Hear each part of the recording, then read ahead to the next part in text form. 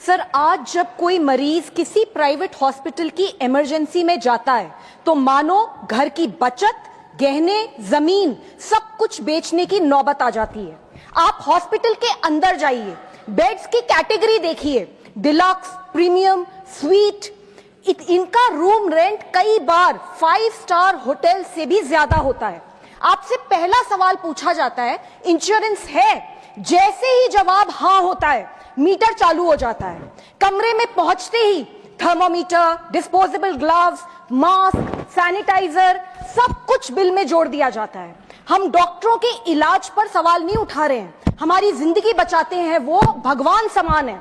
Diagnostic test बिल्कुल जरूरी हो सकते हैं, लेकिन कई बार हॉस्पिटल्स के दबाव में बढ़ा चढ़ाकर लिखे जाते हैं।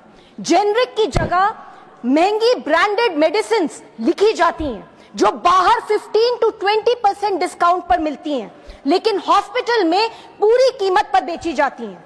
नर्सिंग चार्ज, डॉक्टर विजिट फी, रूम रेंट सब कुछ इतना महंगा।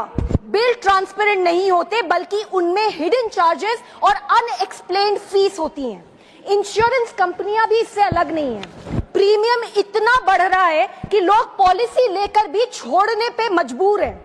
ऊपर से कंपनीज छोटी छोटी बातों पर क्लेम्स रिजेक्ट कर देती हैं। नतीजा, हर साल लाखों परिवार कर्जे में डूब जाते हैं। सर, इस सेक्टर को रेगुलेट करने के लिए 2010 में क्लिनिकल एस्टैब्लिशमेंट्स एक्ट पास किया गया था, जिसने राज्यों को अधिकार दिया था कि वे मेडिकल प्रोसीजर्स की मैक्सिमम रेट्स तय करें।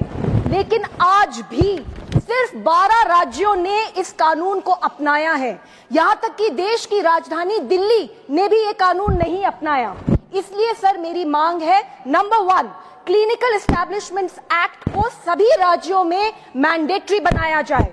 2, इमरजेंसी केयर में कानूनन इलाज पहले, बिल बाद में। 3, हॉस्पिटल्स में ट्रांसपेरेंट एंड रीजनेबल बिलिंग होनी चाहिए। नंबर 4, इंश्योरेंस प्रीमियम हाइक्स पर सख्त निगरानी हो।